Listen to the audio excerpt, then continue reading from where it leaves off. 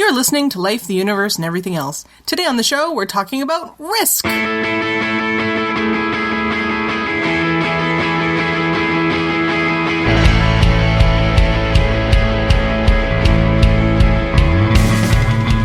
Life, the Universe, and Everything Else is a program promoting secular humanism and scientific skepticism, produced by the Winnipeg Skeptics. You can email your questions, comments, or criticisms to us at LUEEpodcast@winnipegskeptics.com.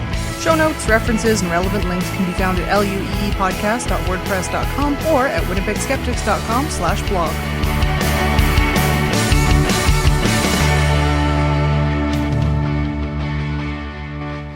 Welcome to the show. I'm your host for the month, Ashlyn Noble, and on the panel today we have Laura Creek-Newman. Hi there. Jem Newman. Hi. And Lauren Bailey. Hello. We do have some feedback from last week's episode, but in a fun twist, we're going to save it for a little later in the show. The topic of risk is a huge one. It has hundreds of facets, and there have been many books written on the subject, and countless friendships have been ruined forever. Wait, that's the board game. I've heard good things about Risk Legacy. I haven't heard of that one. No, it's basically like events in previous games have cascade effects and continue to affect subsequent games. Wow, that sounds terrible. Terrible and bad. Considering that Risk games can last for several days if necessary. Yeah, why does it have to keep going on from there? Well, yeah. You play D&D. What are you talking about? But that one's meant to last forever. Risk is ostensibly like a couple-hour board game that you play with ostensible friends. So on this episode, I'll be talking about how Risk is a terrible game and you should play Small World instead. That is a much better game. I agree. Anyway, we're only going to be able to cover a few of the many subheadings of risk today. We all sort of intuitively know what risk is, and the definition is pretty broad as well. It's the potential of gaining or losing something of value. And we as humans value all kinds of things. We value property, we value money, physical well-being, as well as abstract things like social status and quote-unquote honor. That can become a big one in certain circumstances. Klingon society. Kapla. A risk perception is a whole sort of other topic, which is the judgment that people make about the characteristics and severity of a risk. Humans are notoriously bad at accurately judging risk, and we all evaluate risk in different ways using different criteria. And I'm going to take advantage of that by playing a game later on. Ooh. Oh, I'm excited. Jem was lamenting the lack of a game earlier today. Oh. So you've just made his day. I thought I told you that I was going to make a game. You probably did, and I promptly forgot. Yeah. So yeah, things that are more or less likely to kill you. Which can you tell which is which? Probably not. Excellent. One of the things that makes people so bad at evaluating risk is the way that it is reported in the media. So how often do we hear headlines like, X thing makes you 20 times more likely to die young, without any kind of context to put that into? About twice a segment if you're watching Dr. Oz. Yes. So maybe the risk is 1 in a million, and X brings it up to 20 in a million. That's not really something worth worrying a lot about. But if the risk of something is 1 in 100, and if doing X thing makes you 20 times more likely to die young, you should maybe not do X thing. Like smoking is the poster child for this. So too often people see 20 times more likely and assume the latter rather than the former. This is relative risk, the ratio of probability of an event occurring, for example, developing a disease, being injured, in an exposed group to the probability of the event occurring in a comparison non-exposed group. Totally stole that from Wikipedia, because I could not explain it in my own words. Relative risk can also be used to sell garbage when it has a teeny tiny effect. For example, this product halves your risk of getting Y disease, when the risk of getting Y disease is super, super small to begin with. Humans are also really great at focusing on things they think they can control, while ignoring all of the risky things that happen every day that they can't control. For the most part, we can't control our genetics, the climate, our socioeconomics, our ethnicity, or the country that we live in. For almost all diseases, these factors are going to play a way bigger part in whether or not we develop the condition than whether or not we have a glass of wine with dinner. Something that, depending on the year, is something you should totally do, or something you should really not do. Always have a glass of wine with dinner. Yeah, I'm with that one. And with breakfast. In some ways, this need to be in control of risk factors can play out in dangerous ways. For example, parents can sometimes hear that vaccines carry risks. No matter how tiny that risk may be, they think it isn't worth it to allow their child to be vaccinated. At the same time, they ignore the risk of measles, chickenpox, or pertussis, which the vaccines protect against. Those diseases carry a much larger real risk, but the parent feels like they're less likely to occur, or that they at least wouldn't be the actual cause of the adverse event if their kid did get sick. It would just be a force of nature. I feel like that's a big one. Like, when we're thinking about bad things happening, like, agency is for some reason really important to us. That's why the trolley problem is interesting. Yeah. And, like, the idea of causing harm to my child versus harm happening to my child. Parents have a lot of guilt. Yeah. I don't know if you know this. Constantly. Every day. So, like, that's understandable. It's tragic. It's bad. It's calamitous. But it's understandable. And if you could, boil everything down to just the logic of my child has X% chance of getting Guillain-Barré. Yeah, versus percent chance of dying of pertussis. You can see the logic in it, but you can also, like, I feel the feelings that these parents must have of if I vaccinate my child and they get some sort of horrible thing happen to them, then it's my fault. I did that to them. But yeah, like, I'm not even a parent, and I see that. I don't, I feel like I would probably vaccinate my children anyway. Oh, yeah. Yeah. No matter what, honey, you would. Yes, but... Because our children. But all those feelings are there. So we're going to talk about some different kinds of risk. Laura hasn't had a nutrition segment in a while, so she's going to talk to us about some of the real and imagined risks associated with food.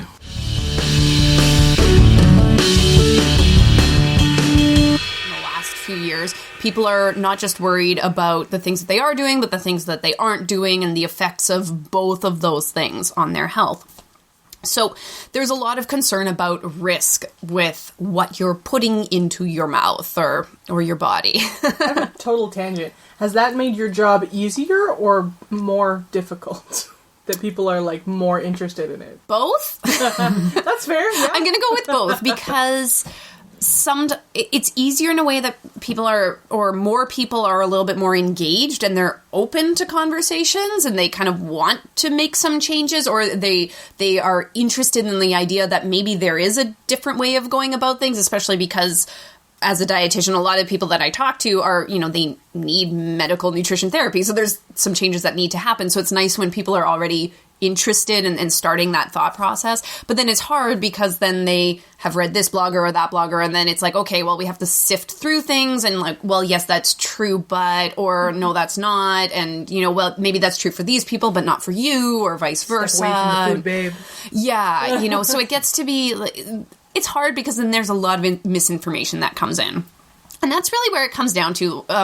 When it comes to nutrition, a lot of the popular information or blogs and that out there they're really fear-based and they're really risk-based. It's all these things are going to kill you. This is going to give you this disease. That's going to give you that disease. Everything is good or bad and that with food. So never eat these foods. Always eat these foods. So it's very... coconut oil. Yeah. It's like this is going to cure everything and this is instantly going to kill you because of X, Y, and Z. So it becomes very polarizing and it's very risk-focused. So, of course, most things that we do in life are not risk-free, right? And almost nothing, really. Almost nothing, right? And as you were already mentioning, there's lots of things that we do on a daily basis that we never are concerned about the risk of. But now that people are interested in food, they're starting to question some of those things, but their motivation behind that is the challenging part. So what I see a lot of is that the risk in nutrition comes down to a lot of the naturalistic fallacy. Quite frankly, that's what it comes down to, especially because the push is really whole foods and less processed foods, which I'm on that bandwagon, don't get me wrong, but natural is not always better and it's not necessarily better. And that's where it really comes down to. So there's a couple of big examples of that.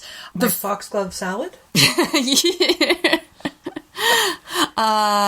That sounds like a great idea. Yeah. Digitalis for everyone. Yeah, no, that's not a good idea. Not for everybody. Digitalis for some, small American flags for others. No, but turmeric is kind of one like that right now. Turmeric for everything. Turmeric is going to cure this and that. And I mean, it's delicious and it makes everything lovely yellow color, which is great. But and there's investigations for its anti-inflammatory properties, which is cool. But that's kind of where we're at. So wouldn't you need like a ton of it though, like an Yeah. unappetizing amount? well, and that's the thing when it comes down to a lot of food-based things. It's not as simple as just eating this food, because if it was, then people would be a lot different. And the foods that are like that, we already know about it, right? Like, I mean, turmeric has been a commonly used spice, especially in certain cultures, for many, many, many years.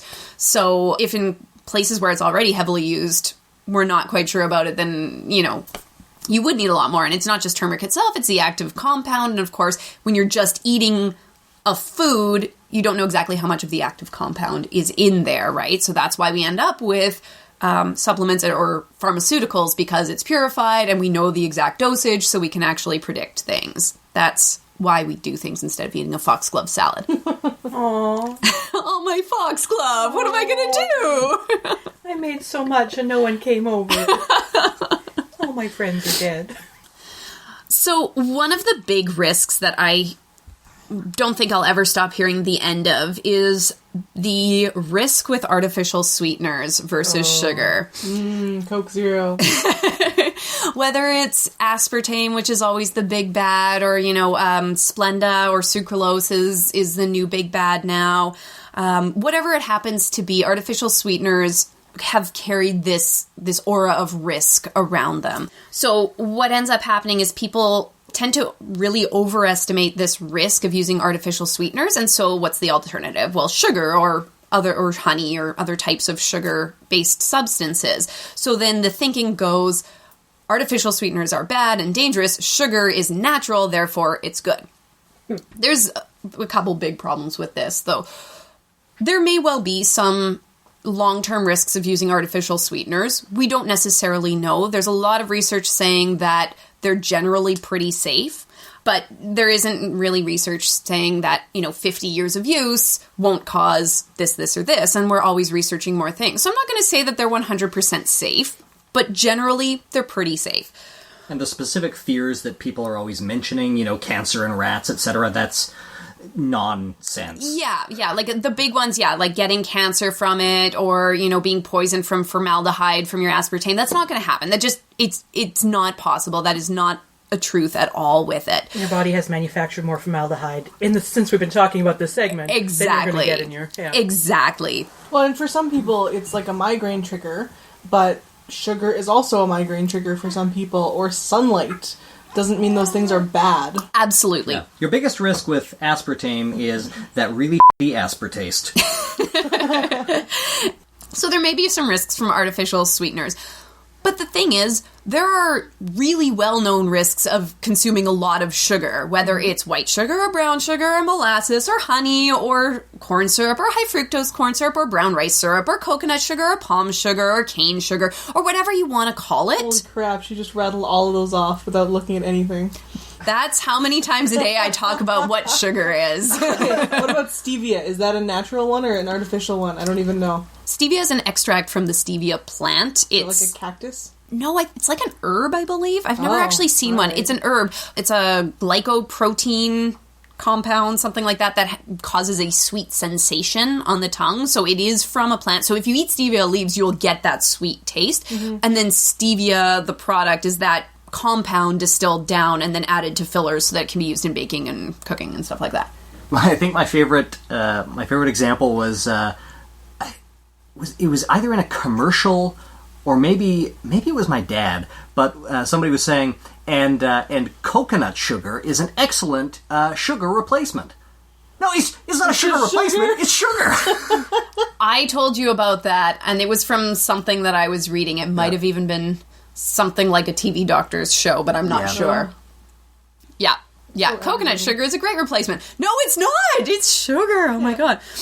So there are really well-known risks of consuming a lot of sugar. One of the biggest ones right now that has received a lot of media attention is the increasing link between high sugar consumption and cardiovascular disease.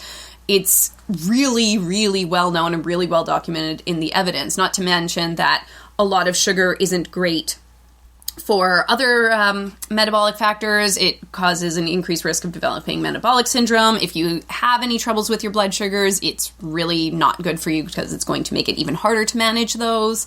It may even a high sugar consumption may even play a role in developing some cancers in that. So there's lots of well-known risks from consuming actual sugar. But frequently, the message is, oh, well, I'm not sure about those sweeteners, so I'll just go back to the sugar. And it comes back to that natural. Sugar is natural. It doesn't matter. So are volcanoes and bears and arsenic, right? None of these things are great for us in large quantities. And only arsenic can be a sugar substitute in a bowl. Exactly. I believe this episode is just me wanting to poison people. So one of the ways that this often plays out is, since I'm looking at a bottle of pop right now. Oh, I don't trust those artificial sweeteners. I'm not going to drink the diet pop, so I'm going to drink regular pop instead. Goes on to consume lots of regular pop with lots of sugar, which has known health risks. But the person believes that they're doing something healthier than the artificial sugar. My body can do the natural stuff. It can't handle chemicals. Right. Yeah. And then another very common one in the same vein is the butter versus margarine argument there. Again, butter is natural, so we should all use that, whereas margarine is artificial. Now, I will say there have been some problems with margarine over the years, and I wrote a really great blog post about it, and we'll link to that in the show notes. But margarine used to be full of things like trans fats. Trans fats are bad for us. We know that. Nobody's going to recommend artificially produced or factory-produced trans fats. But if you're choosing something like a soft tub margarine, like your Bacells or something like that, those are very, very low in trans fats. Whether you choose butter or margarine, there's lots of different factors to consider, but butter is not necessarily better depending on what factors you value more as well. The fact that it is natural and comes from cows does not make it necessarily safer. So does manure. We switched back from margarine to butter simply because margarine makes popcorn soggy.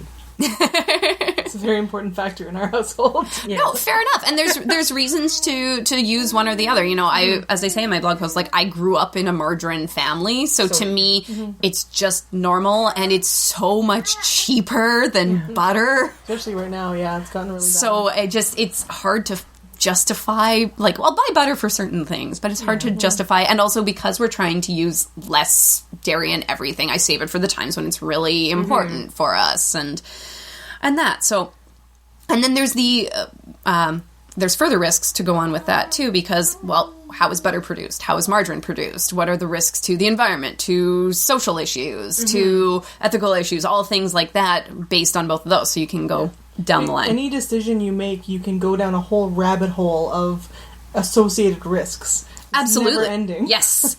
I just wanted to say, Stuff You Missed in History Class is a podcast, and they did a really cool episode on the butter and margarine thing, and I guess the weirdest thing I learned from that was that margarine used to be sold in a bag with a little yellow dye capsule. Yes. They weren't allowed to dye it yellow to start with, but you could massage the yellow dye through it in order to make it look more like butter once you got it. Yeah, the butter producers had that law in place. Up until recently, or it may still be true, I'm not sure, but in Quebec that was still true. Margarine was still white. It wasn't allowed to be because the dairy producers had pushed through that legislation. So, and in Wisconsin, they still have a law on the books that they cannot serve you margarine unless you specifically ask for it in a public space. Wow. What? That's hilarious. So, like in restaurants, they cannot give you margarine unless you want it and you tell them that you want it.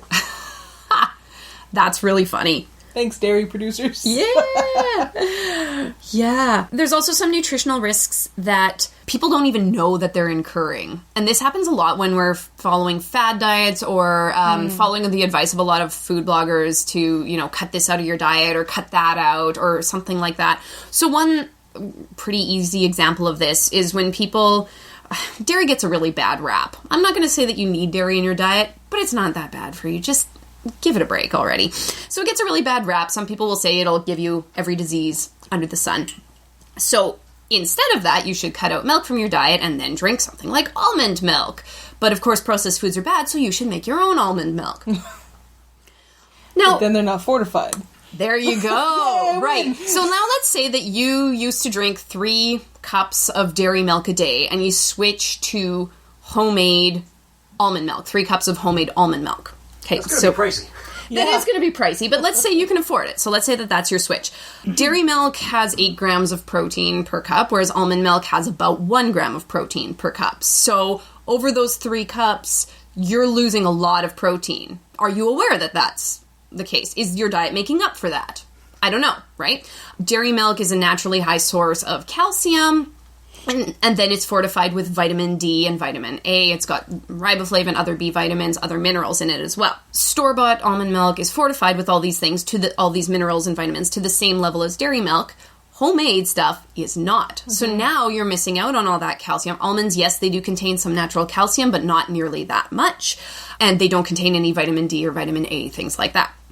So is your diet making up for these lacks? Maybe, maybe not. I don't know. So in the perceived risk of including the dairy in the diet and then removing that perceived risk, you may actually be incurring other risks that you're not even aware of. Do you just need to eat more bread for the riboflavin? Or just leafy greens and things like that. It's just one of the only places you ever hear riboflavin is that bread is fortified with it. Yeah, I mean, it's pretty cereals. hard to get. Yeah, it's pretty hard to get a riboflavin deficiency in our society here. Definitely the one that's the most fun to say, though. Yeah, riboflavin. It's great. And then there's other things where we overestimate the risk of a certain thing compared to other things. So again, it's kind of like the artificial sweeteners versus sugar thing. One common one is the perception that living with overweight or obesity is always less healthy, is always riskier than trying to lose weight. So, or than being lean. So a person should always be trying to lose weight because their life is inherently incredibly risky living with overweight or obesity. And what we're finding is that's not true. You know, there's health risks, but there's also health risks with being a lean person who doesn't have a good diet and doesn't exercise and doesn't have good emotional health and all sorts of things like that as well. So there's far more to it than just a person's body size that doesn't say the risk. And we do know as well that a lot of attempts to lose weight are not permanent for various reasons. Things like hormone factors that cause you to be more hungry and less satisfied and also reduce your resting metabolic rate anytime that you try to cut your calories. So it becomes harder to maintain any kind of weight loss. Your body is fighting to eat more food to get back to the weight that it was. Of course, as we get older, it gets harder to lose weight. So as we try and lose weight over and over, it gets harder and harder because, again, the body wants to gain weight. That's just what humans do. Health conditions, medications, the fact that a lot of weight loss diets are not sustainable or enjoyable kind of lifestyles. So people don't want to keep them up because why would you? It's not enjoyable to live that way a lot of times. Unless you really like grapefruit. Right. Because of this perceived high risk of living with overweight or obesity, there's very, very strong social pressure to try weight loss attempts that are increasingly risky and that can have actual negative side effects. So a lot of the things that are going on right now, because we're right after the new year, detoxes and cleanses, drink nothing but water with lemon juice and maple syrup and cayenne pepper in it for a week. Well, you know, you're going to lose out on a lot of nutrients there. You might get really low blood sugar and have consequences from that. You might have hyponatremia because you're drinking too much because you're so hungry. So there's a lot of actual risks with trying to lose weight all the time. Well, and the negative social pressure is itself a risk. Yeah. Because it is very stressful and horrible to be constantly the butt of jokes and every little comment that, you know, my mother makes, for example, or whatever, it's stressful and it leads to a lot of issues with depression and self-esteem and yada yada, and those are very real and valid risks as well. For sure, for sure. And I think it's important to point out on that note as well that if you look at the research, a lot of it will say, you know, overweight and obesity are linked with poor mental health. It's not that being in a larger body causes poor mental health in most cases. It's the social stigma and the social pressures and that You're living in an to it. unfriendly society. Absolutely. Yeah, that's the big thing. So that's a really good example of where people overestimate the importance of a risk of a certain thing and completely ignore the risks of the interventions for said thing. And people are willing to put so much time and effort into trying to lose weight when there is zero evidence that any diet works for more than a teeny tiny proportion of people ever. It doesn't happen. And you're putting yourself through hell for nothing. And often you wind up with the opposite effect than what you intended. Yeah, a really good example of some of the risks of trying extreme things and working at all costs to lose weight is The Biggest Loser effect. So, for anybody who's not familiar, The Biggest Loser, it's a show. Contestants eat very little and do grueling amounts of exercise and compete to lose the most amount of weight over a set amount of time. During one of the seasons of the show, they did a study of the participants. They saw where they were at metabolically, health-wise, weight-wise, all those kinds of things, and they followed them up over several years, and they found that now most of the participants have regained their weight, if not exceeded what their original weight was. Their metabolic rates are much lower than they were initially because that's what happens when you go on starvation diets, and they're not any healthier than they were when they started out.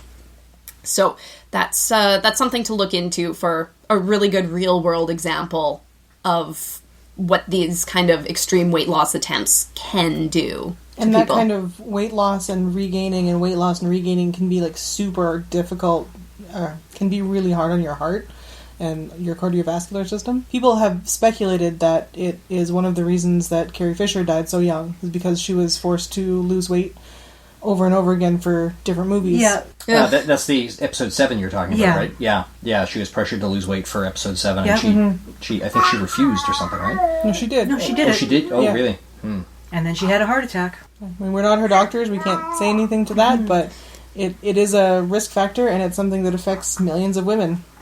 Mostly women. Yeah. Yeah.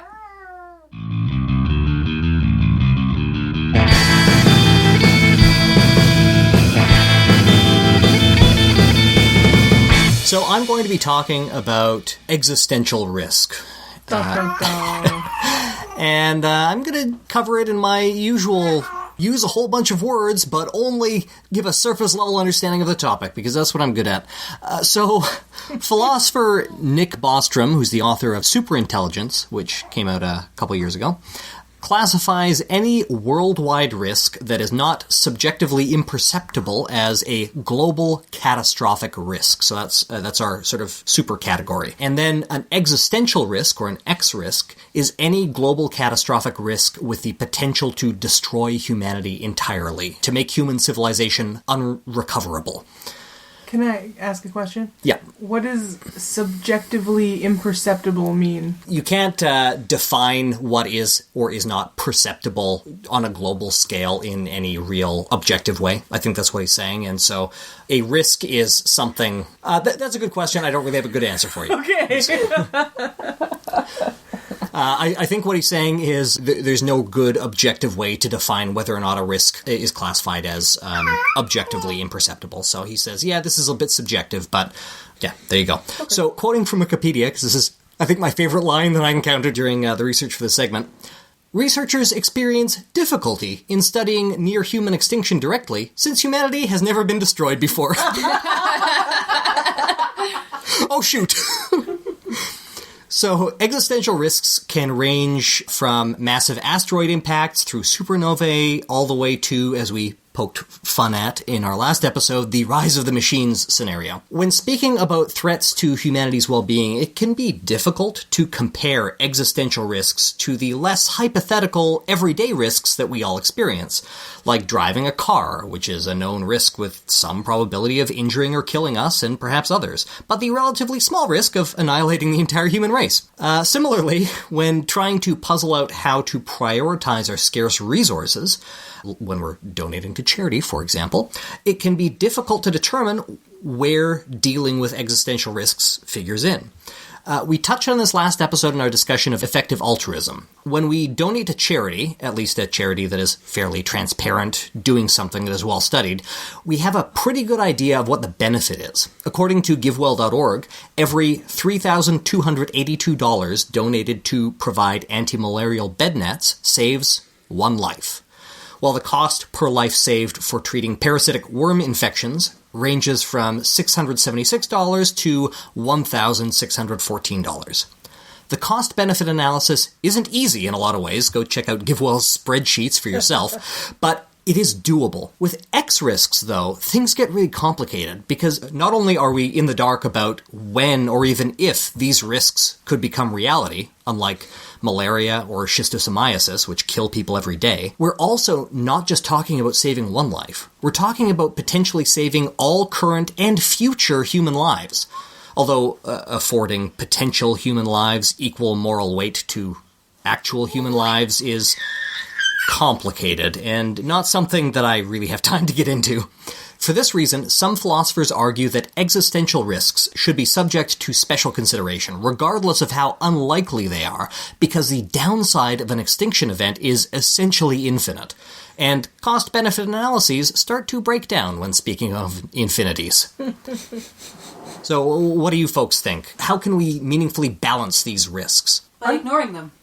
Yes, I'm with Lauren. Well, I'm kind of stuck on the malarial bed netting thing. I actually thought the cost to save a life there was much lower. well, the cost to prevent an incidence of malaria is much lower. But the cost to actually save a life, because malaria is not always deadly, yeah. not always deadly. Again, it is complicated. Yeah, Check out yeah. GiveWell's spreadsheets, because as Lauren talked about in her segment, there are lots of different ways to measure the effectiveness, and just saving a single life is a pretty reductive one. Yeah, absolutely. I don't think that it's reasonable for us to just ignore all of these, because some of the ones that I'll talk about have a pretty strong chance of happening within the lifespan of human civilization, but we need to find some way to balance them. I'll get back to this topic. Why don't we talk about some specifics first, because that'll help flesh things out. So, starting with astronomical events.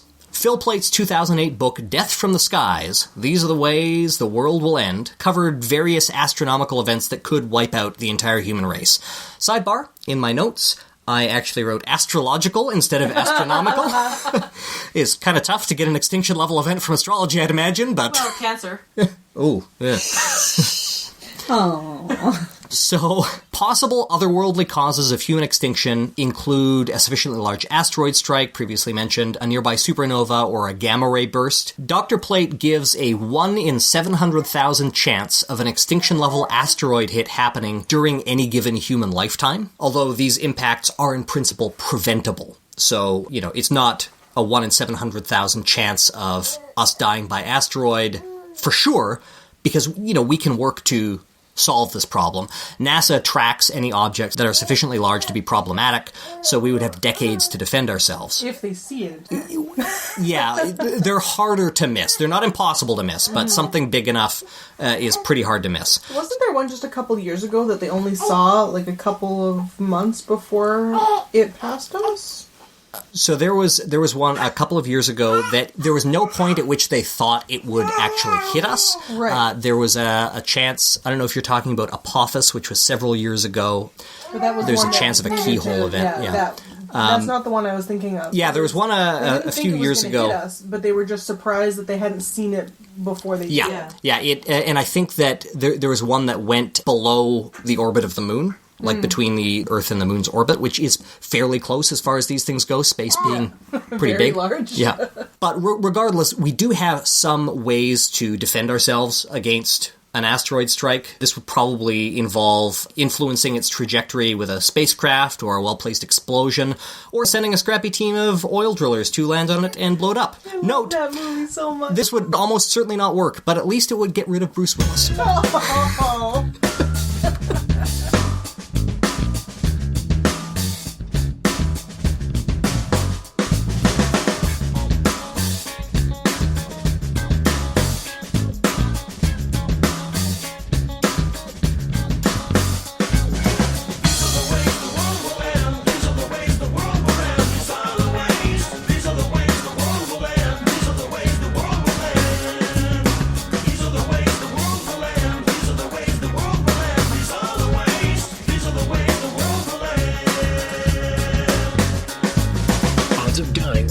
asteroid impact, 1 in 700,000. The overall risk of dying from an impact in your lifetime is 1 in 700,000. Somewhat less than being killed by a fireworks accident, but still more probable than being killed on an amusement park ride or by an act of terrorism. These are the ways the world will end. These are the ways the world will end. These are the ways. These are the ways the world will end. These are the ways the world will end. These are the ways the world will end. These are the ways the world will end. These are the ways. These are the ways the world will end. So Phil Plait gives us about a 1 in 10 million chance of being killed by a supernova. Our sun isn't really a candidate for a supernova, but if any of the stars within about 25 light years go nova, they would take out our ozone layer, and stellar radiation would do the rest. There's really little plausible that we could do about that. A gamma ray burst is even less likely to hit us, with a 1 in 14 million chance of a sufficiently strong burst striking the Earth in any given human lifetime, and we would die in a similar fashion. But Bruce Banner. Yeah, well, at least we get some hulks out of it, right? Anyway, the probability of humanity being wiped out by the heat death of the universe, on the other hand, is basically 100%. It's kind of like cancer that way, I guess. You live long enough, it'll get you eventually. As the universe continues to expand, it will approach a point of thermal equilibrium and maximal entropy, after which no life could possibly exist. Estimates vary, but we probably won't have to worry about it for at least 10 to the 100th power years. That is, 1 with 100 zeros after it, by the way. If it cheers you up any, I can't imagine that our descendants at that point would bear any resemblance to current humans by then, if they still existed, which, on the other hand, they almost certainly won't. Before we move on to the non-astronomical risks, I should give special mention to solar flares and coronal mass ejections from our own sun. While they don't really qualify as an existential threat because the probability of them directly killing us is basically zero, they are a catastrophic global risk, because if we see a direct strike from a coronal mass ejection, it would wipe out most of the power grid on one hemisphere of the planet and take out many of our communication satellites, which would be very, very bad for civilization at this point in our technological development. Just ask Simon the operator. Yeah, the sun spits out between 1 and 15 CMEs every day, depending on where we are in our solar cycle.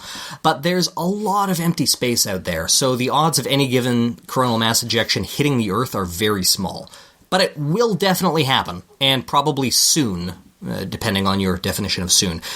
Does the Carrington event ring a bell for anyone? Nope. Alexis Lauren? Carrington-Colby? No. So the Carrington event, also known as the Solar Storm of 1859, coincided with the earliest observed solar flare, which was on the 1st of September 1859. The coronal mass ejection struck the Earth, bombarding the ionosphere with X-rays, although neither the ionosphere nor X-rays had yet been discovered. And this solar storm took down parts of the relatively new American telegraph network, reportedly shocking telegraph operators and starting fires in telegraph offices. Among the various astronomical events that can negatively impact human civilization as a whole, solar activity like this poses probably the most immediate threat. Developing robust power grids and shielding for our satellites could help mitigate the damage. This is something that we sort of need to get on. I'll move on for now, but if you want more information, you can check out Death from the Skies or the Bad Astronomer's Discovery miniseries, Phil Plait's Bad Universe, which was a lot of fun. I'm curious what impact, if any, the people who sort of calculate these kinds of things put on. So if we develop technologies for shoving asteroids out of the way, the impact that has on other technologies, like how going to space led to a lot of cool things that we have now that we wouldn't otherwise. So is that factored in at all? I haven't heard a lot of analysis of that, but it certainly would be a benefit. Mm-hmm. You know, whenever you have massive projects like that, the moonshot is the classic example, you will always spin off new interesting technologies with new applications that change our lives for the better. You know, your microwaves, your microchips, your Tang, yeah. Yeah, so I guess I was just wondering, because we were talking about it in the context of charity last episode, whether that would be factored into your sort of cost-benefit charity dollars going towards cool things. Well, like shielding for power grids for CME, like that is generically helpful. Same with shielding for satellites, because direct hits are not the only things we need to worry about. And as far as deflecting asteroids go, like asteroid mining is a plausible near-future source of minerals and yeah.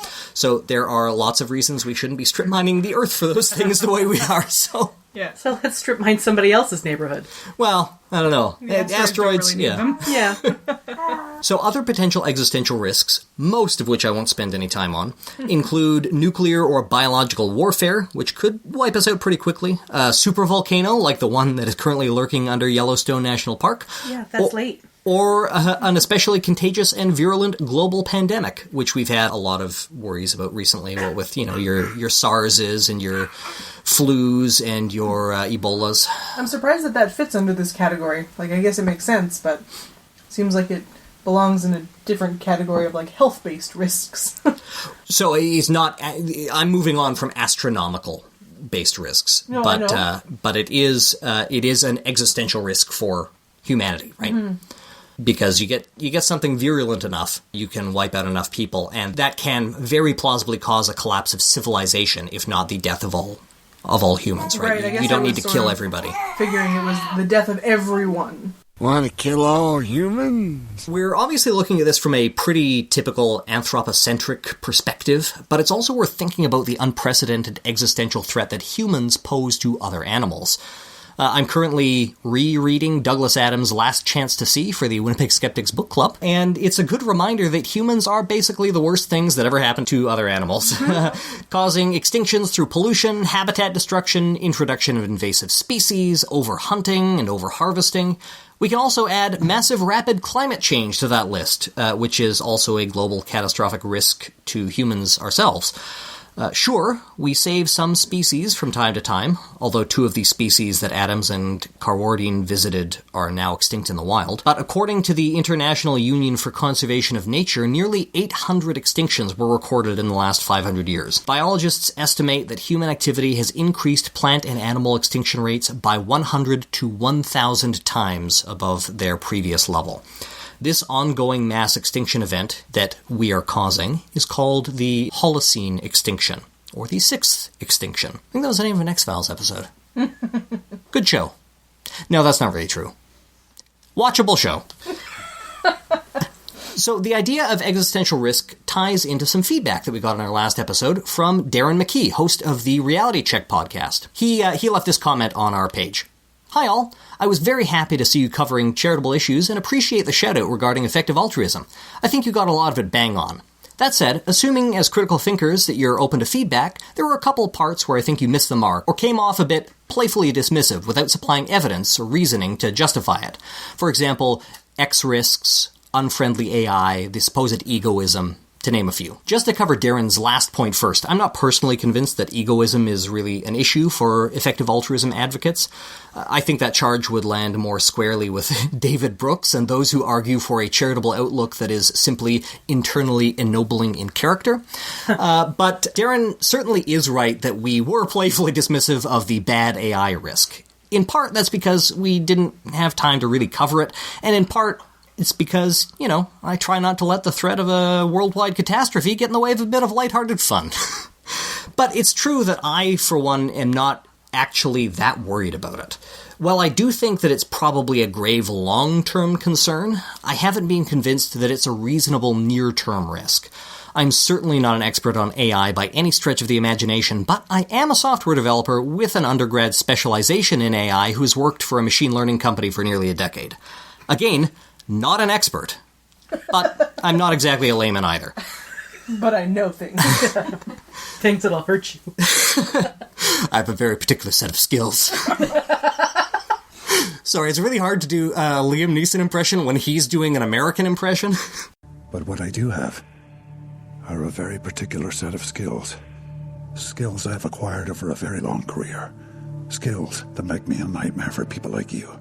AI has been in the news a lot in the last few years, but when we talk about AI, it's typical to make a distinction between artificial general intelligence, AGI, which is also known as strong AI. That's an AI that would possess a more or less full range of human cognitive abilities. And then the more specialized, applied or narrow AI, which is simply software that's designed to solve a specific task in an optimal way. HAL from 2001, A Space Odyssey. Data from Star Trek or the droids from Star Wars are examples of general intelligence, while a Google search or an expert system that helps a doctor make a diagnosis, the way enemies behave in video games, or Siri's ability to parse your speech and serve up relevant information, assuming that has ever happened to anybody, are all examples of narrow AI. The vast majority of AI development is focused on narrow AI because it is a far, far easier problem to tackle, and because it also has immediate practical, read market-friendly applications.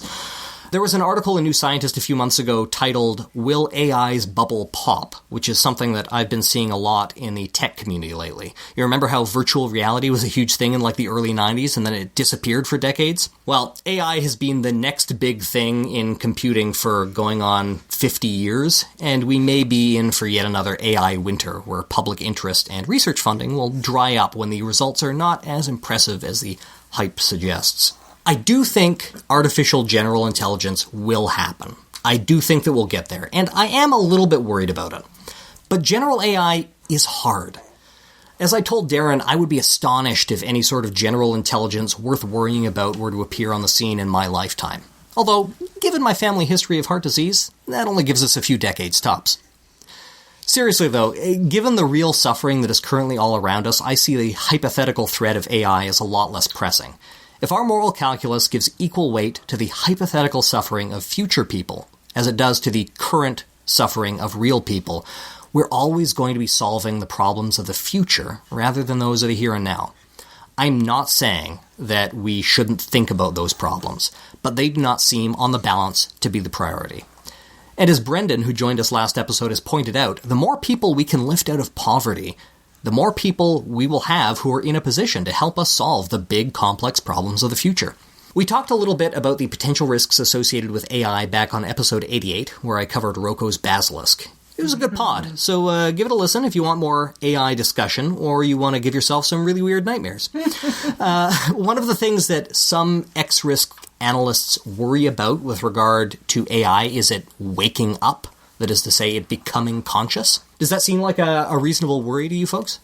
Well, like we were talking about, I think, on that episode, it means we're sort of guessing that it would have motivations and that those motivations would be possibly counter to human existence and yada yada. Like, there's so many steps that... Yeah, there's a big chain of suppositions, right?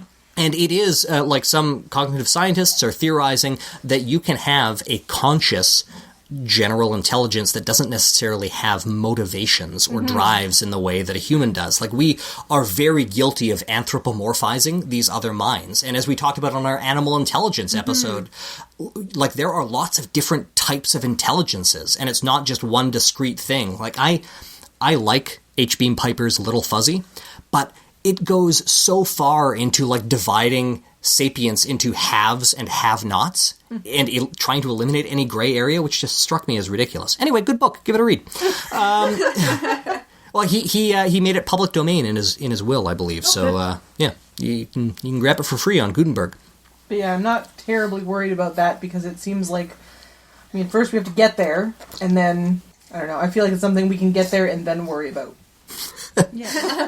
So the like the common counter to that is, as soon as you get there, you can realize you have an intelligence that is self-improving, and you know you may find that you started up on one extra large Amazon EC2 instance, and suddenly the entire Amazon network is filled with this intelligence and it's taken over the world. Sure, and the Roombas are bumping into you all the time, and that would be annoying. But there are so many different ways in which that could manifest that I don't think we can prepare for all of them. So we might as well just figure out what happens and then deal with it. Yeah. Chances are they won't even be concerned with us. Are we concerned about how the ants think? Are we concerned about ant civilizations unless they're in our, like... Well, but that's the problem. Those ants sometimes have resources that we can use. And what do we do to those ants when they're in our way?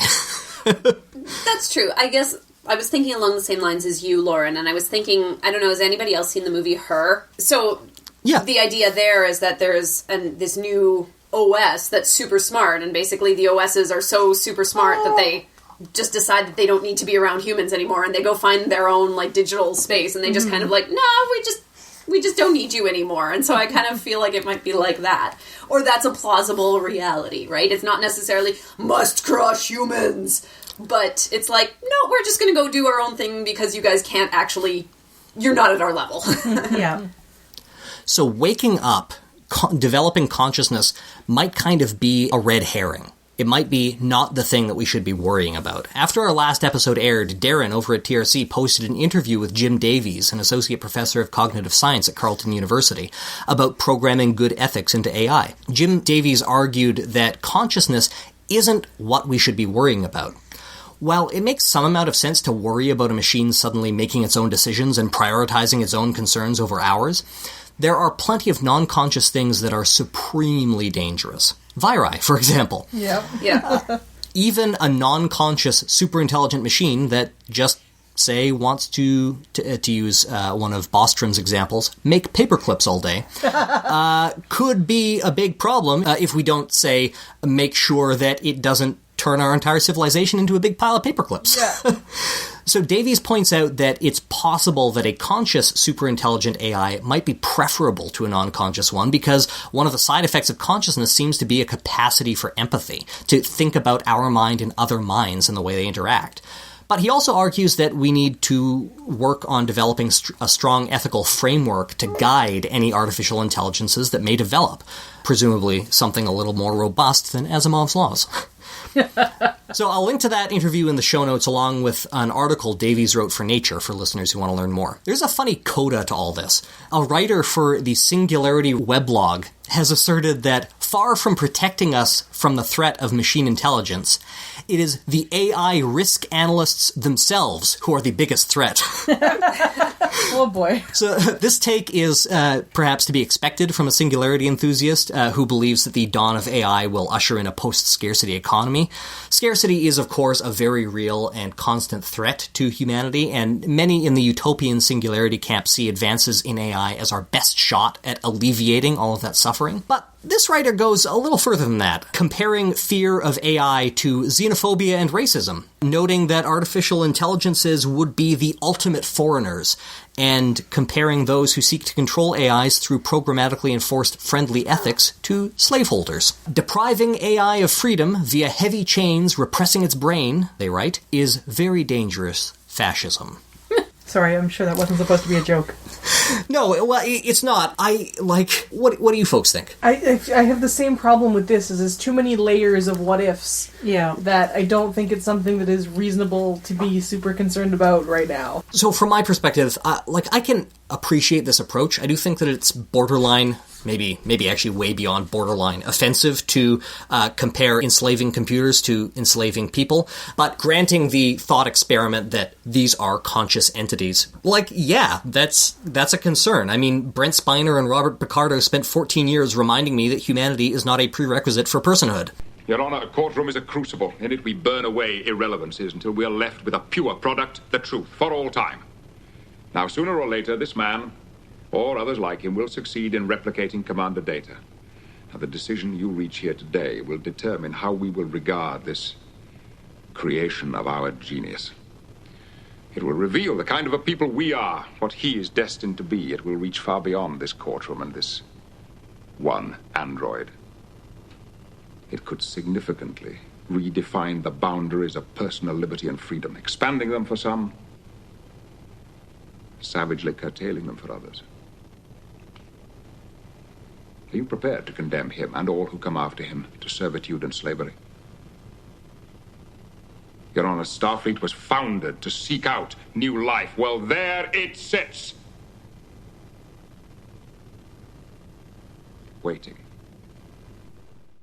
But like the threat of AI itself, I find utopianism also highly unconvincing, especially on a short time scale like those typically suggested by singularity enthusiasts. I simply can't bring myself to believe that AI is a realistic short-term concern either way. We can always spend more money and more time on long-term, far-off concerns. But we could also always spend our money putting out the fires that exist right now.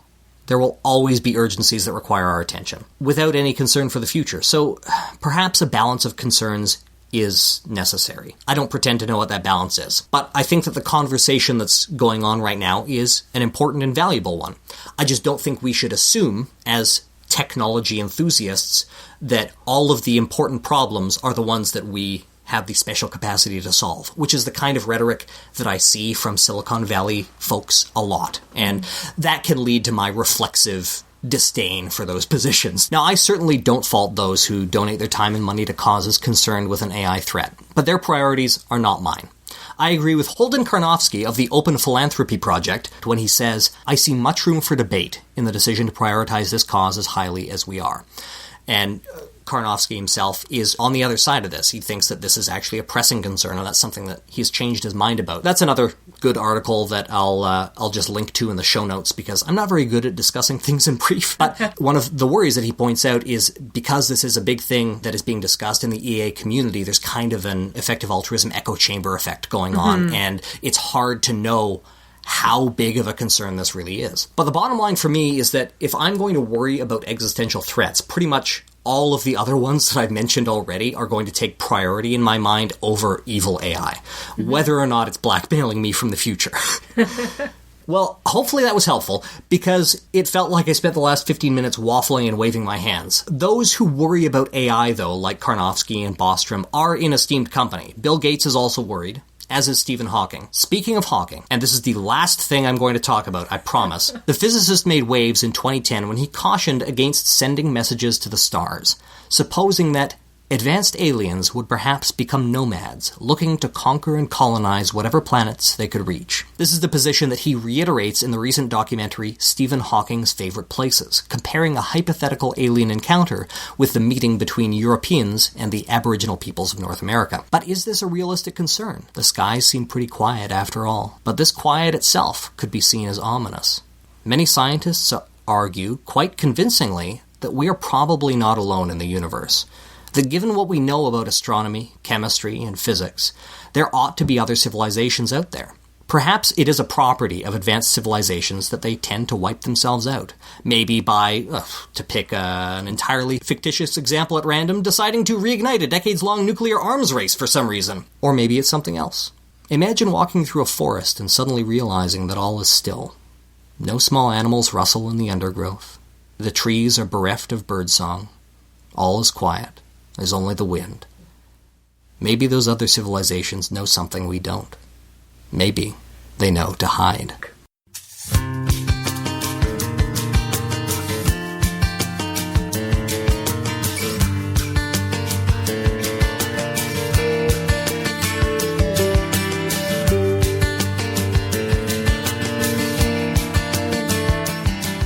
I work with risk on a day-to-day basis, not in any sort of existential way, but in ways that everything I do affects the corporation that I work for. So that's the kind of way I was looking at risk coming into this. I wasn't looking at existential risk. I wasn't looking at risks of global proportions. I've always believed and extrapolated from the data in my own life that people become more risk averse as they age. You think you slow down, you become more risk averse? Yeah, I don't know if it has to do with age, but I have a lot more responsibilities now. Not necessarily because of how old I am, but because of the things that I have accrued in my life. The gravitas of your life. Yeah, I'm not going to go and join a startup the way I did 9 years ago because, I've got kids.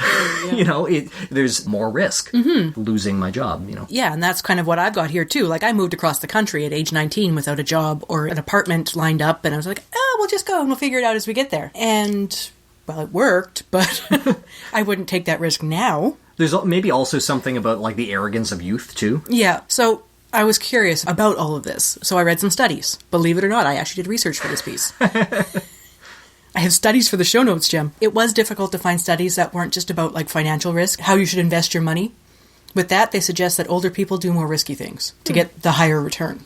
That makes sense. Mm-hmm. So the most comprehensive study that I found, it was a 2012 study, Risk Preference and Aging, the Certainty Effect in Older Adults' Decision-Making, conducted by Mara Mather et al. Across 4 tests, they found older adults were more likely to go for a smaller sure-thing gain than a potentially larger risky gain, but were much more likely to risk a potential larger loss than go for a sure-thing smaller loss. Where risks were the same, results were similar for both younger and older adults. The study also led the authors to develop their idea of the certainty effect, which is in their title, where, well, let me quote from the article because it's very difficult for me to sum up. The probability weighting function in Kahneman and Tversky's prospect theory describes how people generally perceive or weigh probabilities. It suggests not only that people treat probabilities as nonlinear, i.e. people overweight small probabilities and underweight large probabilities, but also that certain outcomes, 0% and 100% chance, are perceived as categorically different and weighed more heavily than uncertain outcomes, i.e. any other probability between 0 and 100%. Oh, jeez. Yeah. This latter observation has been coined the certainty effect, Kahneman and Tversky, 1979. So I'm sorry, I had said earlier that the people doing this study coined that, but they got it elsewhere. So according to the certainty effect, in the domain of gains, because people overweight certainty, the gains are desirable outcomes. Overweighting a sure gain leads people to choose it over a risky gain. Conversely, in the domain of losses, because people overweight certainty and losses are unattractive outcomes, overweighting a sure loss leads people to not choose it over a risky loss. That is, the certainty effect, as coined, predicts risky aversion in gains and risks, seeking in losses when there is a choice between a sure and a risky option. Together with other research on the unique effects of zero in terms of motivation, social norms, and pricing, the certainty effect suggests that the way people compute risk-related information for choices between gambles that include a certain option are fundamentally different from choices between gambles without a certain option. Given that in other studies, older adults showed both a bias towards certain gains and against certain losses, older adults may simply exhibit a larger certainty effect than younger adults, rather than exhibiting a more general difference in risk-seeking tendencies. However, previous studies examining age differences in risky choices have not compared choices between two risky options with choices involving one sure option and one risky option. Consequently, it's not clear whether age differences are specifically about the certainty effect or reflect a more general effect such as that, compared with younger adults, older adults are less risk-seeking in domain of gains but more risk-seeking in domain of losses. So that was a large word salad, and there's more, but I'm not going to quote it because that's a lot of their words and none of mine. But older adults are more certain in their... Well, yeah, like they're less risk-averse, and they'll, like, as they said, they'll take a certain gain that's small over an uncertain gain that's large. Yeah. But they'll take a gamble of a large loss instead of taking a certain small loss, which... like is since middle school, like you just do the math. If there's like an outcome, if you have a 70% chance of getting $10 versus a 100% chance of getting $1, like you take the 70% chance because your expected outcome is 70% or 0.7 times 10, which is $7. Better than $1. Exactly. Like the math is really easy, and you can do the same thing with losses. The only time that that's modified is if a loss would be catastrophic. You know, like you can take your expected outcome, but you know, like we were talking about with existential risks, if one of the two options leads to an unlikely outcome that would be catastrophic versus a more likely outcome that would be maybe really bad but has no chance of wiping you out, maybe you take that one instead. You still and don't take the 1% chance of everyone dying. Yeah. No matter what the good thing is. Exactly. There were some quotes included in the study from the participants when they were taking the small gain instead of the large, riskier gain. There was adages like, well, a penny saved and a bird in the hand and... Oh, God. Folk sayings are the worst. I know, but that's what these older people were doing. Yeah. And when they were looking at things like the riskier, they were calculating things like older people are more likely to go for broke on, say, experimental treatments. They used cancer as one of the ideas, going, this cancer is killing you, you're in stage 4. If you had to take just the pain management and go quietly, so older people were more likely to go, no, give me the risky chemotherapy, what have I got to lose? And the younger people are like, no, give me the more sedate treatment. Like, at the same time, that's kind of understandable, too, you know, depending on your current quality of life, you know, and also, you know, like, some people will do that calculus. You got maybe 5 years left, you know, at this point, realistically, you know. Yeah, so one factor I didn't see taken into account in any of these studies I read, because I read a few more of them, and we'll link to them all, was privilege. So how settled were the participants? What income bracket do they inhabit? Well, some were grad students and others were retirees, so, I mean, you can take your own bets, but looking back at my own cost-benefit analysis for major life choices, I'm starting to wonder if it's not age, because according to the study parameters, I can still squeak into the younger group, because they included grad students that went up to 35, and I'm just a little bit older than that. But it may be complacency that keeps me personally from doing risky choices, and as Jem had mentioned before, it's the complacency and the greater risk of losing everything. Starting over from scratch when you've got a bunch of stuff. Yeah, I did it. It sucked. Yeah. And I don't want to ever do it again. Honey, please don't divorce me. I never, ever want to do it again. Please. And sure, I could chuck it all and take up a job in my field in Ottawa, and Ashlyn may also be able to find work in her field of study there. But we have a house, and we have responsibilities, and we have a Dave who doesn't want to move. And Just threw the dig at Winnipeg in there? Yeah, no, that's fair. I'm also from Ontario. this was my 2-year stopover city, and I was on my way to Vancouver, and instead I bought a house and became settled. And I'm also 8 years into my current career. That's one of the last great middle-class careers. I've got a pension built up. I've got seniority. I don't want to chuck this away. Like, when I had my divorce before, when I said I lost everything, my mother asked me if I was moving back to Ontario. And my first thought was, no, I have a job. Why would I move? Why would I leave this? Well, and that was right in like 2008, 2009, right? So yeah, that was riskier. As everything was So you hold on to what you've got. Yeah, it was May 2009. Yeah. So it terrifies me to think, well, I could go out and start another career, but like I know where my retirement date for my current job is, and I don't want to risk that.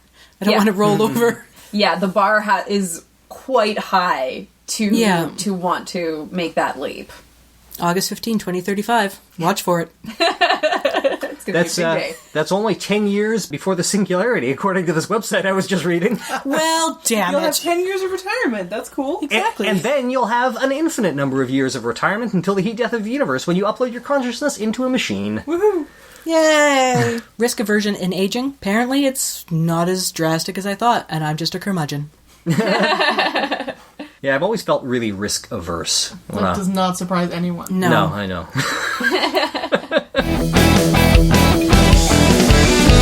Alright, everyone's favorite segment of the show. We're gonna play a game. Yay! And maybe I'll even remember to keep score so we know who wins. Did we bring the buzzers? No, we did not bring the buzzers. We put the buzzers that we used for the peril game, The quiz show. all around our house for the New Year's party. So randomly we just hear like boing coming from the bathroom. Yeah, she put one on the back of the toilet, one on the mantle. Just to see if people would push them, and they did. So our quiz today is about various risky things and how people die, mostly. So, it might be a downer. We'll see. Foxglove salad. Alright, question 1. It is, I think they're all multiple choice. They are all multiple choice. There are 6 questions.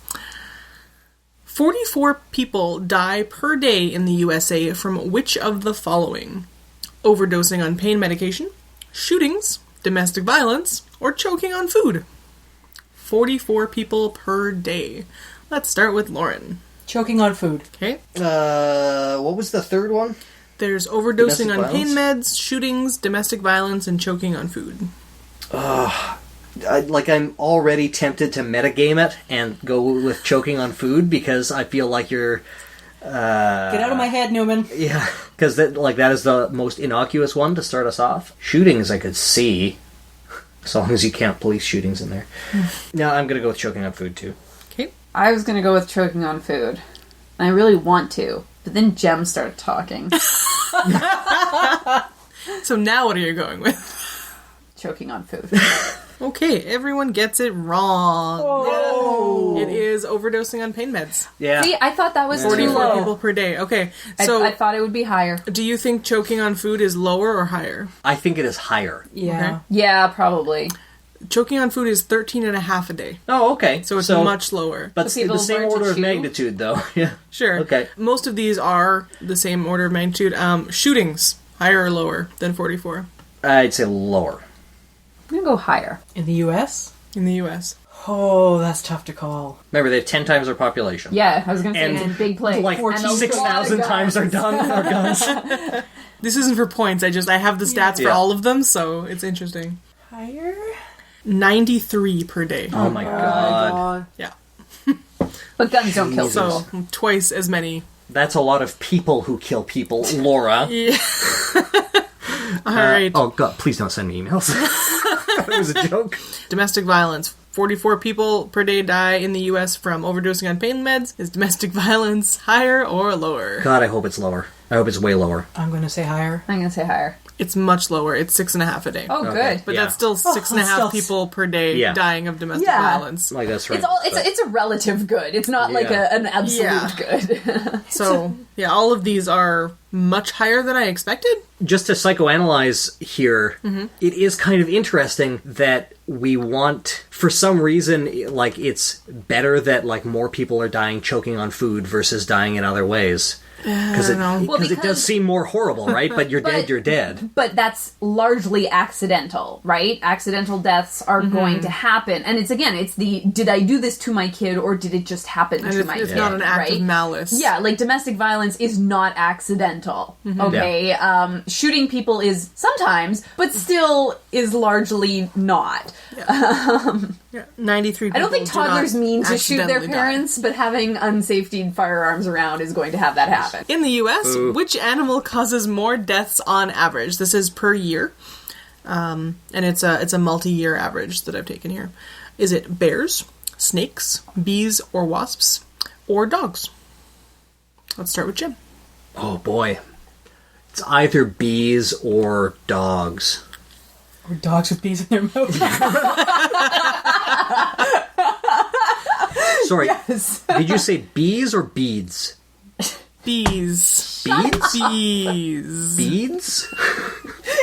You're an Bees. I know I when talk Arrested about Development beads was a good. Okay. Bears, snakes, bees and wasps, or dogs? But judging by physical I'm patterns. gonna say dogs, but I'm gonna hedge with bees as my second choice. Okay. I'm going to go with bees. Lauren. You're smarter than me. I am waffling on the same two choices, damn you. I'll go with bees. And the ladies take it. It is, okay, so bears is on average 1 person per year dies. Snakes on average 6 in the US. This isn't Australia. Yeah. There's a lot of snakes in the southern U.S., though. Yeah, but it's not Australia. Dogs on average 28 deaths per year. And bees and wasps are 48. Oh, well, okay. So quite a difference. I mean, a lot of anaphylaxis. Yep. Yeah. Absolutely. It's so quick. So now we're going to switch to a worldwide view. Which of these animals is more deadly worldwide? Is it robots? I think it's robots. Not robots. Okay. Not an option. Again, this is a yearly average. Is it snakes, hippos, crocodiles and or alligators, or dogs? This time we're starting with Laura. Oh. Snakes, hippos, crocs and alligators, and dogs. Crocodilians. Crocodilians, yes. Oh. Actually, does that include the gharial? Because we don't want to lump all crocodilians together if it only includes 2 of the major. How about the caiman? I'm sorry, go ahead. God, I don't know. Dogs. Okay. Bees? Not an option. Bees is not an option. Snakes, hippos, crocodilians, and dogs. Okay, let's go with dogs. I want to say hippos, because they are assholes. Sure And are. they're super dangerous. Cartoons are lies, but still, like, they're relatively, like, we're talking worldwide. Dogs are everywhere. Snakes are bad, especially in, like, Oceania and Indonesia. Is that anthropomorphically bad? Well, yeah, I mean, They're just evil little jerks. Especially Yeah. in the Bible. yeah, like, I don't, everybody blames Eve, but she was just a middleman, you know? Answer the question. Yeah. Okay, I'm gonna... Quickly now. I'm gonna go with dogs. Dogs. Everybody goes with dogs, and everyone is wrong. Oh! Is it crocodilians? It is not. No? Snakes. Crocodiles and alligators Snakes. are actually Snakes. pretty low. It's Okay. only like 1,000 people per year who die, and most of that... Oh, I can't remember the stats anyway. It's either mostly crocodiles or mostly alligators. I think it's mostly crocodiles. Alligators don't really kill people for some reason. Hippos are 2,900 a year. So 3 wow. times as many as crocodiles and alligators. That is, like, the reason I didn't want to go with hippos is because they're only in, like, one Yeah, continent, they're not whereas the super other ones are widespread. spread out. So I'm like, that's still an astonishingly Yeah. high number, Yeah. considering that they're only on one And continent. they're territorial creatures, so it's not like they're like lurking out there looking Yeah, for and they're people. like, they don't and they're hide in your huge. house and murder Like, you. They only hide in your house and eat peanut butter toast crumbs. Exactly. every Canadian kid wants a house hippo. I Absolutely. want a house hippo. Even I would put up with a house hippo. So after that, it's dogs, is 55,000 a year, and most of that is through rabies transmission. Yeah. So in the US and Canada, that's less an issue. That's why our is only 28 a year. But yeah, 55,000 people a year die from dog bites. Most of that is rabies. And then snakes, top of the list, deadliest animal, 125,000 people a year die of snake bites. And of course, this doesn't include mosquitoes, which I obviously left off the list because they're way more deadly than any of these. Yeah. How many of those snake deaths were on a plane? Very few, I'm going to say. I don't know, but you take out a whole plane, it's a lot of people on there. Okay, 450 people die per year from which of the following causes? This is worldwide, or? I believe this is U.S. Okay. Yes, this is U.S. Using a vending machine, falling out of bed, hot tap water, or falling from ladders. And we're back to Lauren starting. Falling out of bed. Falling out of bed? I was going to say falling out of bed, but I'm behind, and I need to gain it in order to win, so I'm going to say ladders. Falling off of ladders. I think it's falling out of bed, though. I'm going to say hot water. Hot water. Okay, and Lauren gets it. Damn it! I knew that one. Jem did not game it correctly. Sorry, which one did you choose? Falling out of bed. Okay. Yep. So falling out of bed is 450 people die per year. Obviously, these are mostly very old or very young people. Is it, now, are they dying from the actual fall, or are they dying because of the resulting hip fracture, which sends them to the hospital, which means they inevitably get an infection or pneumonia, and then they die there? Probably mostly the latter. Okay. But I'm sure some people do actually... I've worked in a long-term care home, okay? Yeah. For infants, it'll mostly be the fall, though. Yeah. So, do you guys think falling from ladders is more people or fewer people dying per year? Then, Well, but you already falling told out of us bed? that falling out of bed was the highest. No. The question was 450 people die per year from which of the fall. Oh, shoot. Okay, yeah. More. I think it's higher. I think people are really unsafe around ladders. We had to take all that training to do the habitat stuff. Yeah, exactly. I thought that this was... why did I think that this was the most? Because you didn't listen. Because I did not listen. I did not listen. Divorce is going to be expensive. This divorce is going to be really expensive. So stop saying it. Considering that you make a lot more than me. Oh, yeah. I'm going to say... I'm going to say more. Sweet alimony. I'm going to say more. more people die from falling off of ladders? Yeah. I'll say less. Less?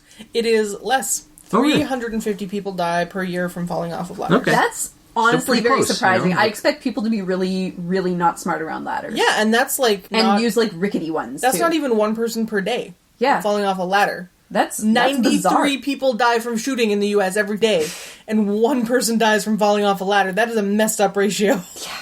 Yeah. I mean, not that any of these deaths are good. Like I said, this quiz is kind of a downer. Okay, how many people are killed by falling icicles every year? So, I'm actually just curious. Does anyone want to guess before I tell you the options? Well, looking at the super deadly icicles we made Dave pull off the house. This is U.S. again? Yes. Where there is less ice than here. Yeah, that's a good I'm point. just going to say a effing lot. Come on, pick a number. 73. It is 73? Okay. Wait, every day? No, every year. Oh, every year. Yeah, because I'm like, wait, that would vary a lot by season. Practically none in Between 0 and... every year. I'm going to say 250. Okay. She's going to give us the actual numbers later. This is just a teaser. Yeah, really, I'm just being a jerk here. Oh, God. I don't know. Icicles falling. Sorry, is this in Canada or the world? I missed In the that. U.S. In the U.S. Yeah. It was really hard to find statistics for Canada. It always is. You said 250, Jem? Yeah. I said 93. No, you said 73. 73. I'm 73. sorry. This isn't for any points. This is... Yeah, it's just, Oh, okay, just like a guess. 100. Okay, I'm just curious what people think the range is. I have no idea. Okay, so the actual options that I put down are 350, 15, 2, or 47. I think we're at Jem to start. His face is really funny. Did I tell you guys about the time that I was... Jem, Jesus Christ, answer the question. I think I was like 10 or 11, and my brother was like 8. And we were outside shoveling, and I said, "Hey, Sean, stand over there. Don't look up. Stand over there. It'll be really funny, I promise." He actually didn't look up? And he did go stand over there, and I used the shovel to whack a giant icicle off the thing, and it fell down and hit him in the head, and he fell down, and there was blood and crying. It was pretty awesome. So you have some experience in this category. Yeah. So how many asshole brothers do that per year? Yeah. And it ends in death. Oh God, it's 40. I'm gonna say 47. 47. Okay, so the options again are 350, 15, 2, or 47. 2? I'll say 15. 15. Should have gone 15. Lauren gets it. Yep. Not the icicle to the head. The answer to the question. But just go stand over there, Lauren. I promise it'll be really funny. I will never listen to any direct order you give, ever. Not if I say it'll be funny, you shouldn't. No. So yeah, 15 people per year die from icicles falling In the U.S. in the U.S. So how Mostly many in Canada? concentrated in Who Florida. knows? Yeah. I don't know. Would it be more or would it be less? Because, We like, have a lot there's less a lot... population, yeah. But we have a lot more ice. Yeah, so I don't know, does it balance out? Or are we just better at dealing with ice? Maybe we are just the product of, generations of people who have lived with ice and know to watch out for. Anyway, last question. So I found a Wikipedia page that was, the entire page is a list of injuries and deaths that resulted, at least in part, from taking a selfie. I can imagine there are lots of those. So how many 2016 selfie-related deaths are recorded on the Wikipedia page dedicated to that topic? And I tried to go through and count only the deaths, not the injuries. Is it 15, 48, 83, or 67? And we're starting with Laura this time. 67. 67 selfie deaths. What were my options again? 15 selfie deaths, 48 selfie deaths, 83 selfie deaths, or 67 selfie deaths. It's really hard to say. The second one, 83. 48? There's 48. 48. There's also 40. There's also 83 though. Do you want the second one or do you want 83? Do you want 48 or 48. 48. All right. Say selfie deaths one more time. Selfie deaths. Were any of these cameras recovered? I want to see some of these selfies. Have you not watched Fail Blog? I don't want to see the actual deaths. Like, Well, I have to say a But- lot of them were from like falling into rivers and stuff. So a lot of the phones probably didn't recover. I'm just imagining like a selfie with somebody smiling and like a shark in the background, like jumping at them or something. Yeah, the vast majority were people slipping off of stuff they shouldn't have been climbing on. Right. That makes sense. Have you seen those like Russian like city climbing videos? Quit stalling. Oh, Yeah. they're freaking terrifying. They're This wearing is like the last GoPros. answer we need, and then we're done the show. Okay, it's the 43, 47, 40, 48. The one that Lauren picked? Yeah. I'm gonna end this with 0 points. That is a possibility. So there are 83 selfie deaths in 2016. Damn it. 83 people died taking a selfie. We are so And quite a few stupid. people died, like, jumping in after people who were taking selfies and slipped in. That is Lateral one hell of a selfie photo bomb. Oh, dear. Boom, boom. No, that was just a bomb. But, I mean, people have done ridiculous things forever. Yeah. Yeah. And they're going to continue to do ridiculous things whether or not they can take pictures of them. So this isn't a result of everybody having a camera. No. It's just Yeah. an amusing statistic that we can... Yeah.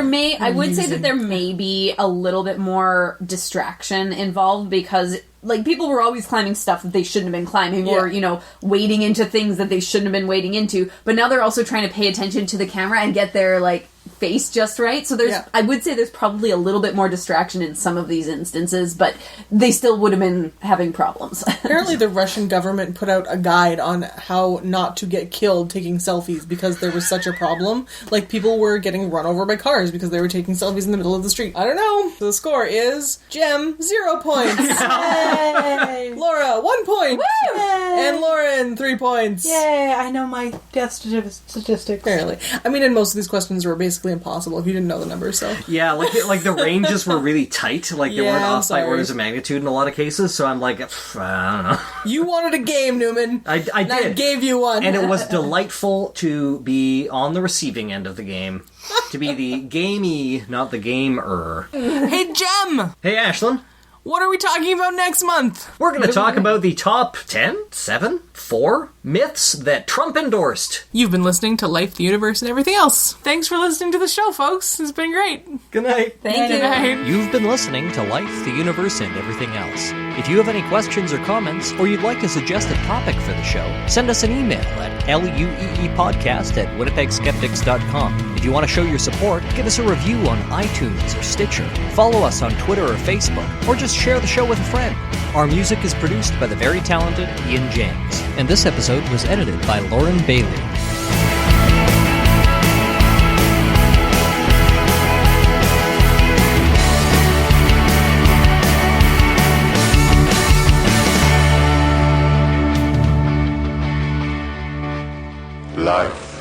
Don't talk to me about life. I'm really curious to hear what everybody's strategy is. I've always been kind of a take over Australia kind of guy, but lately I've been thinking that South America might be a bit more flexible in the mid-game.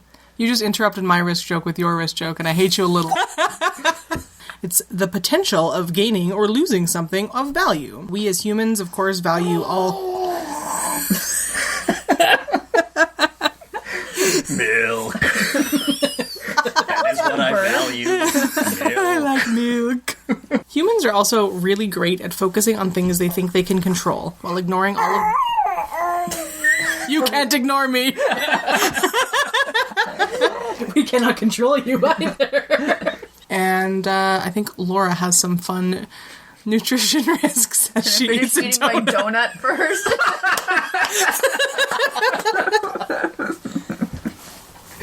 They're delicious, by the way. Don't blame me, I voted for Kodos. Yeah.